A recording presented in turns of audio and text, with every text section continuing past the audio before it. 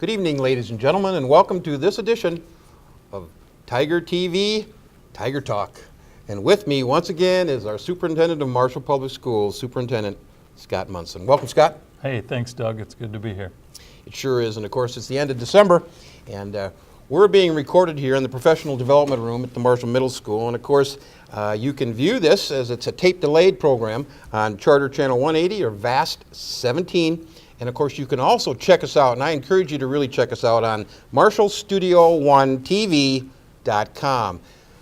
Alex Peterson, our Studio One coordinator, has revamped that whole website, and I think you'll be pleasantly surprised to see not only this show being recorded and taped, but also many, many other shows, including school board meetings, city council meetings, major events in our community, different shows, news and views, things like that. So again, check out MarshallStudio1TV.com. And Scott, you know, we usually do a little preliminary here. We talk about some of the special guests you got coming up on later in the show, and I know today you're going to talk about standards-based grading and learning. Just what is that?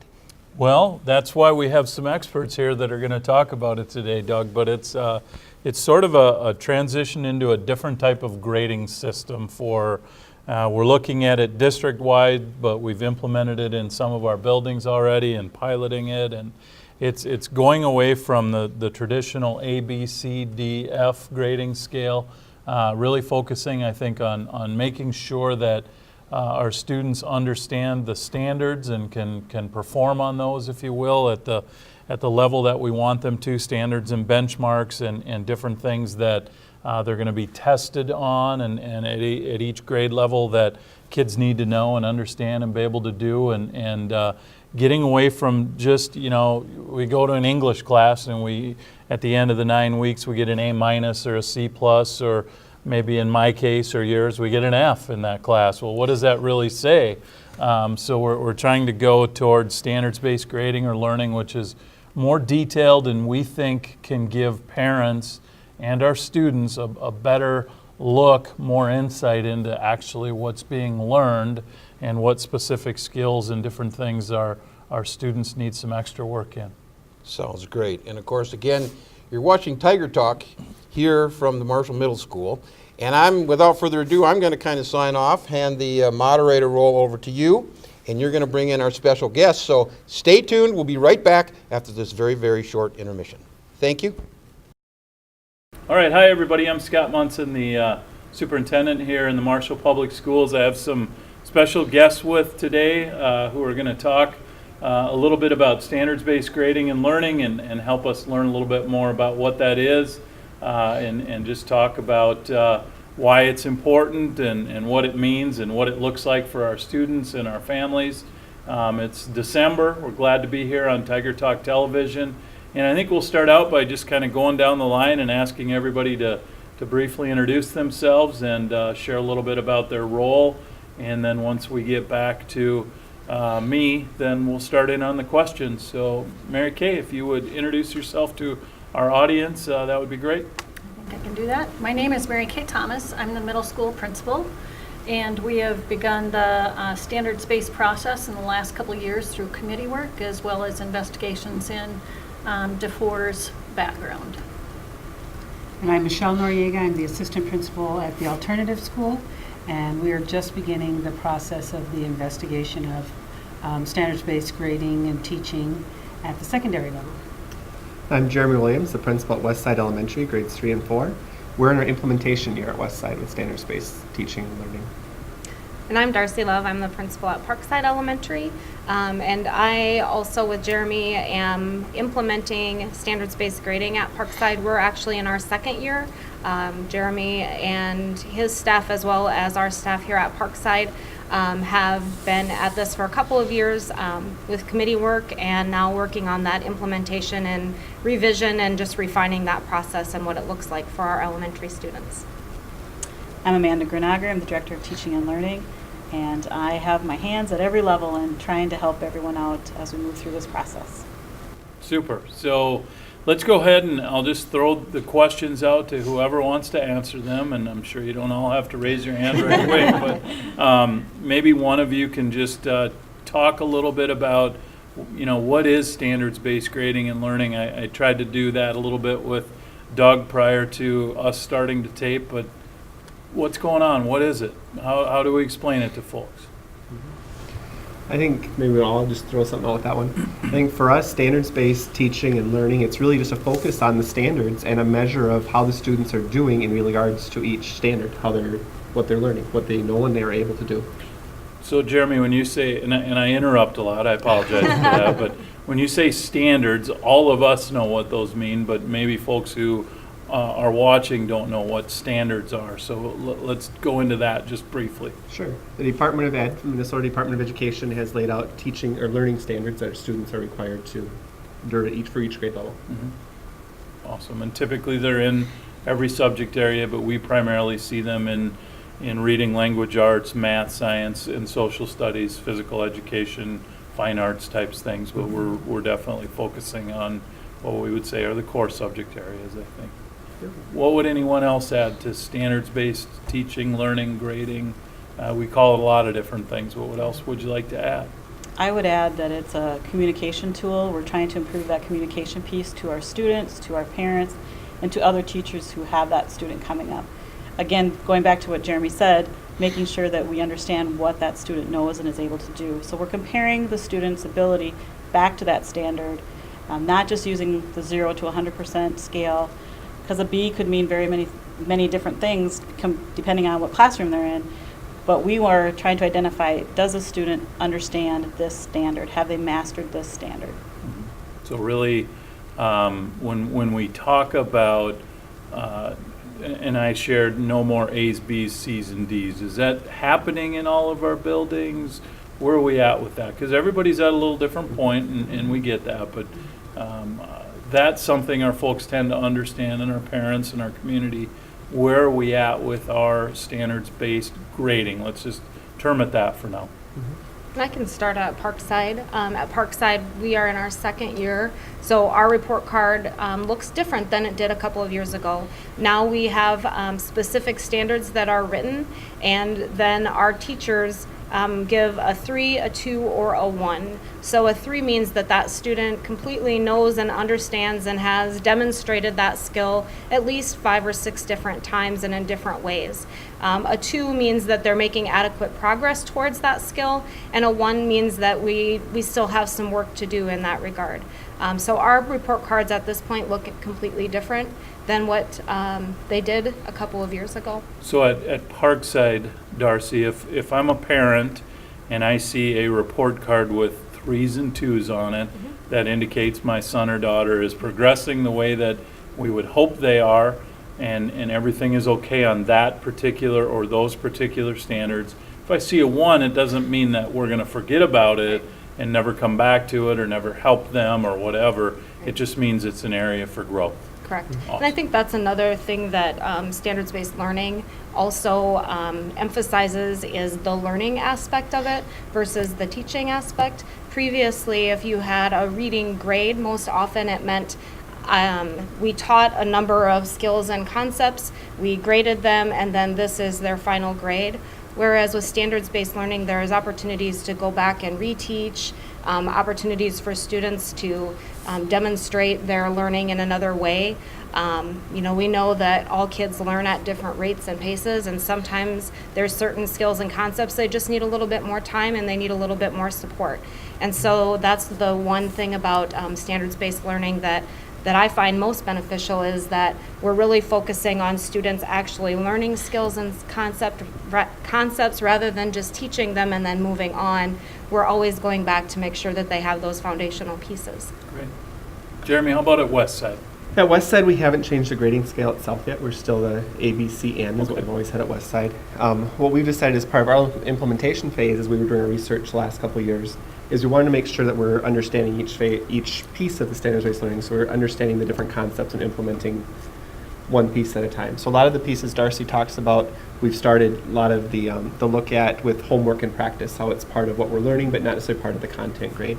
Looked at the reteaching and making sure we're mastering each of the concepts, but the rubric piece with the 1s, 2s, 3s, that's still coming at Westside. We haven't begun that phase yet. Okay. Mary Kay, middle school? Yep, I would say that the middle school is pretty similar to West Side with our grade 3 and 4, and that the transition has happened pretty concurrently with 5th, 6th, 7th, and 8th. We still have an A, B, C, D.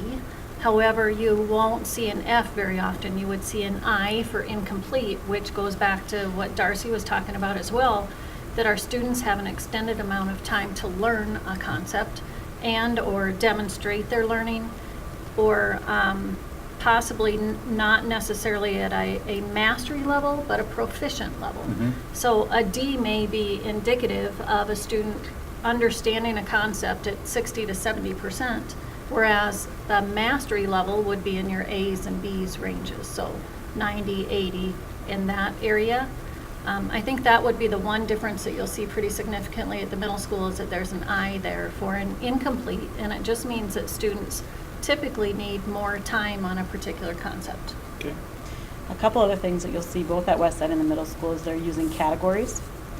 They will no longer give one grade for language arts or math. They're breaking that down so parents have a better understanding of where their students are at based on, so for language arts it could be writing, grammar, reading, literature, informational text. So they're breaking that down and giving parents more information so that they can go home and help their child with those specific categories that they're struggling with. And at each level, they've also created benchmark guides that fall under those categories, so they know specifically which standards we are working on for each category. Okay, that makes sense. So instead of one grade for math, it'd be 4 or 5 grades in those categorical areas. Right, because there might be 4 or 5 different standards underneath the category of math or the subject area of math. Yep. Okay. And in addition, they have grades for their behavior, because behavior, effort, and participation are no longer considered part of the content grade. They're pulled out because we know they're important. They still are signs of how well a student is doing in class, because if they're participating, they're going to do better. But this allows parents to see that separately. So it helps the parent see and a teacher see how is their behavior compared to their content knowledge. So we're not mixing them and kind of making that muddy. So it goes back to we're just trying to give probably better and more detailed information to parents and to students, because I hear from a lot of parents that their son or daughter knows what their grades are. They check the parent portal piece and they're keeping up to date on those types of things. And yet so it's a change in the process. It's not like we're not grading or we're making it easier or harder. We're trying to separate out like the effort, and I don't know, when I taught, I had 15% of my grade was the grades that I assigned to my students were based on attendance, participation, and preparedness. So I could still grade that now as a teacher, but now it wouldn't be a part of the accounting grade or whatever. Okay, all right. Right, still recognizing those are important parts of what we do, Absolutely. but Yeah. separate from the contents. And it really probably gives parents better insight into versus, okay, my son or daughter might have had a B+ in math, but it ended up being a B+ because their effort wasn't great. Whereas now I can see that they're getting 3s and 2s on the standards, and then the effort grade or score indicates, I got to speak with them about bumping that up in terms of what they're doing in the classroom. Very interesting. Michelle, how about at Maytech? How are you guys transitioning? What are you doing with standards-based grading? At the secondary level, so Maytech and high school, Yep. there are a couple of things that have happened. At the high school, we have the hour-long lunchtime. So students who, when we're addressing that opportunity to reteach and reassess and show them, or for students to demonstrate their mastery in a different way, they have that lunchtime where they can go and get that help. The teachers are available to work with the students. And if there's reteaching that needs to take place, work on the practice activities, what are previously referred to as homework, are practice, and in order to prepare for the assessment. And another focus has been on formative assessment. So we're assessing students more often informally so that they can get a measure of where they're at, the teacher can get a measure of where they're at, and guide the teaching based on where the students are. There's also, at the high school level, there's every 3 weeks, have a grading period rather than waiting halfway through the semester and a kid is, or halfway through the term and a kid might be falling down. Now we have sooner a better idea of how they're doing and what intervention needs to take place to bring that student's grade up. At both the high school and Maytech, we're really in the discovery phase. We're researching how can we apply these aspects of standards-based to the secondary level. Each level is a very different animal that you're dealing with as far as what the students need and how you teach them. And so we can't have a one-size-fits-all. Right. So there will be some things that are common at each level, but we really do need to tailor it to the students' needs at each level. And so that's where we're at, committee work at the high school level. So taking a look at it at the high school and Maytech, trying to figure out if it might work, and if so, how, Yeah. and then how would it be implemented, and going Yes. from there. Okay. The committee is hoping to make recommendations this spring. Okay, after kind of going through and learning about it for a year. Right. Okay, so why standards-based grading? Why, I mean, none of us really embrace change like we could or should, so why have we taken this on? Well, we know it's good for kids. It's research data-based strategies that work for students. It's an opportunity for students to demonstrate their learning in a way that matches their learning style, and it also gives students another opportunity. Like we said, we don't line kids up and say, okay, here's the wall you have to reach, and you all do your best, but you all have to hold hands. They're all going to reach that end point at a different time. And some may get there very quickly. So what do we do with those kids that learn quickly? Some, it's going to take them a lot longer, and they may need some help on the way. So what do we do as teachers and as a school district to help support that student as they learn? And some will go just how we expect them to. But we have to be able to, as a school, give them the opportunity to progress the way they do, and if they need reteaching, reteach, and then for them to demonstrate their learning and understanding of a concept and a skill. And if they've got it, let's not hold them back. What can we do for them that's different than what we're doing for everybody else? So. What else? Any other reasons? Those are good, Michelle, and I appreciate that. I think it brings some consistency to grades throughout a building, in a department. So there isn't a lot of variability with what's happening in different classrooms. You've mastered it, you're getting there, and you've made good progress, or we still have work to do. That's kind of the direction I'm hearing. Right.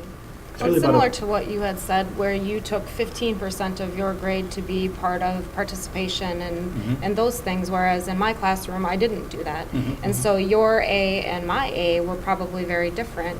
And I think that is something that would happen all throughout a school system, is everybody has a little bit different way of doing it, whereas this kind of standardizes it, so that when a student masters a skill, they master a skill. It's not different in your room than it is in my room. But again, knowing that all of those other pieces are important, but separating them out from that academic and content piece. And I think it's really about a focus on those learning standards. The state has told us these are what children at each grade level should be able to know and do, that we're aware of what those are and that we're able to measure that and accurately say, yes, this child can do these things. That's a good point, Jeremy. I would think that throughout the process of becoming familiar with standards-based grading or learning or teaching, our teachers, our staff members have to get to know the standards probably better than if you're just a math teacher or just an English teacher. Right. Is that what we've found, do you think? I mean, I think we have, and one thing that I think we need to keep in mind is that when our teachers go out to develop a lesson, they generate that lesson concept from the standard.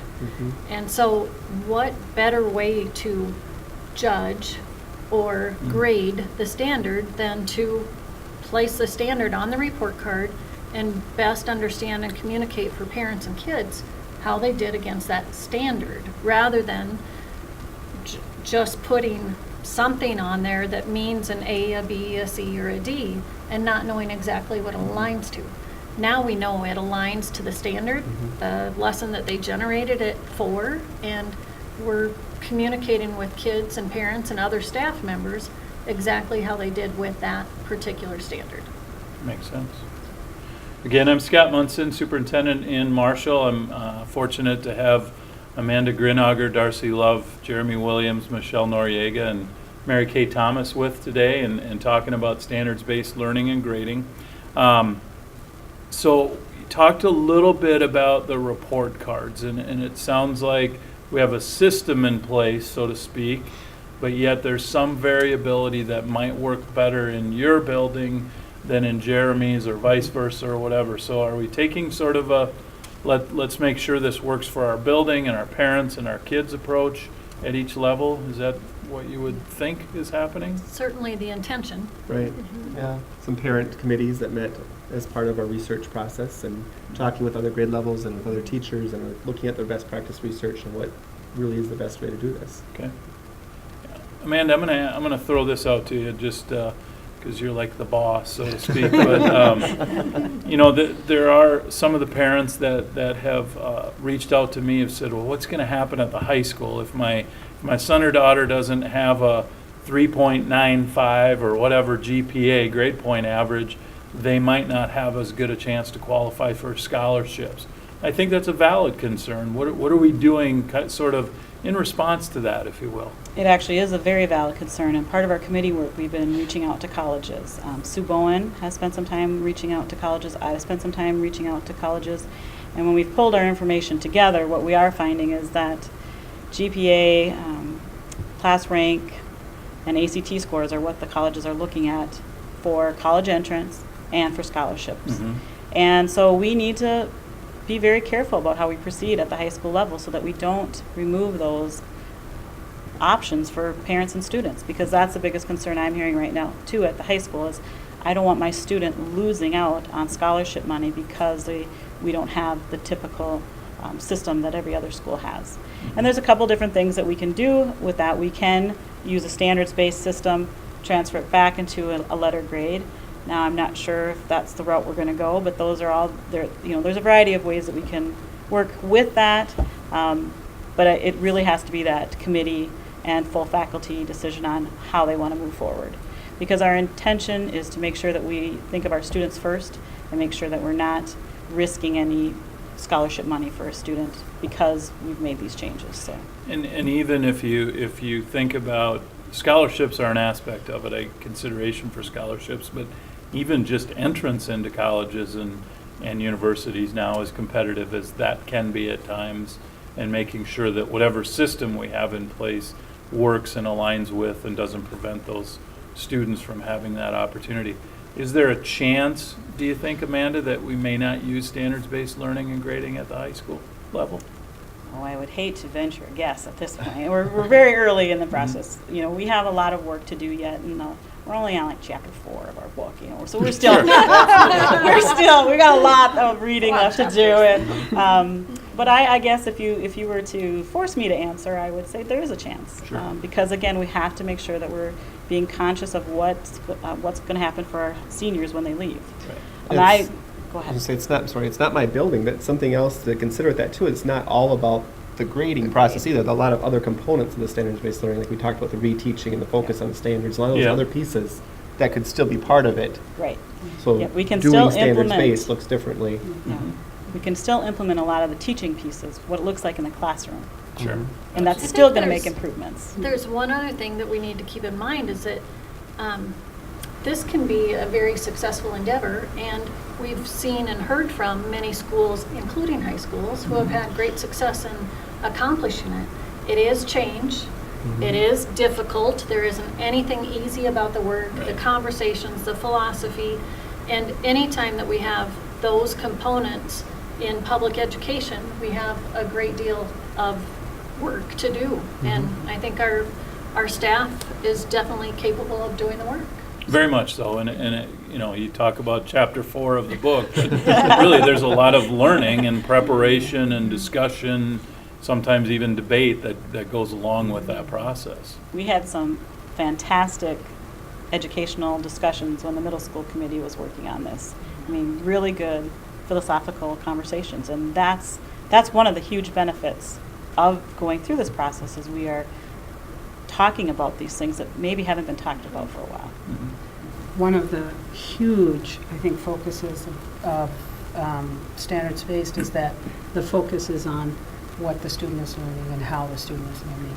And part of that change isn't just for us as a school, but as a wider, broader community where, as parents, we are no longer asking, well, what's my student's grade and how can my student get this particular grade, but that our focus becomes, what is my student learning and what does my student need to do to learn that skill? And that's a big concept change. We've lived under this system of 0 to 100 and A, B, C, D, F, and so that's really quite an adjustment for us just as a community, as parents, and it's very difficult. And it's a slow process, but this is a research-based, proven strategy, and there are lots of good parts to it. And the implementation will be not instant, and it won't, but the benefits are immediate for the students.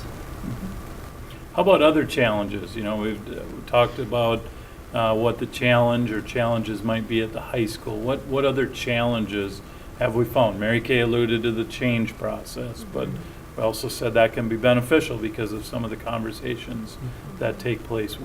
What are your thoughts on the challenges and things that we need to continue to work on? The challenge we're facing is with some of our students with special education needs and some of our English language learners, and how they fit in the picture of the focused on the grade level standards. If they have a skill set that's at a different level than some of their classmates, and how does that fit in with the standards-based focus, and how do we measure that and grade that and make sure that everybody's growing in regards to standards. It's a good one. I hadn't thought about that. I'd say our grade book is a huge challenge. Yeah. And the company that we work with has been working with us, but they're slow to make change. So that's been a big challenge. Part of it is we kind of know what we want, but we don't really know how to get it there. Yeah, and they don't know how to get it there yet. Getting the report card to look like and reflect what we want. I don't think it's so much the report card. I think we've got the report card looking like we want. It's Okay. the actual grade book where teachers go in and put information in. Like So, a 3, 2, 1, Yeah. and then all the standards Right. and, okay. Yeah. All right. Other challenges that you think? I think homework has been a challenge, and we're trying to change that language from homework to practice, and for kids to understand that we practice math and language arts and reading and all of our content areas the same way that we would free throw in basketball. And that just because it takes some of us longer to learn to get 9 out of 10 free throws consistently, it takes some of us longer to learn a math concept as well. Sure. But that doesn't mean that we're graded based on our very first try. So getting some of that information out to kids and for them to understand it, for their parents to understand it, and for us to be able to apply it throughout the district or building and to go from there. Interesting. Very good. Anything else that you'd like to add here before we wrap up? Well, I appreciate you all coming to the Tiger Talk TV show today, talking about standards-based grading. That's typically the term that we hear, although we've also referenced it as learning and teaching, but it's really a focus on that standards base and helping our parents have a better, maybe a deeper insight into a grade and how their child is performing. Also on the emphasis on reteaching and mastery, which is really important, and then separating out that effort and some of the things that they are important, but yet they're not necessarily particularly related to the specific standard, which comes from the state of Minnesota. So appreciate everything that you've shared and your continued work here, and appreciate our viewers for watching this segment, and hope that everybody has a safe and happy holiday season, and thanks for watching Tiger Talk TV.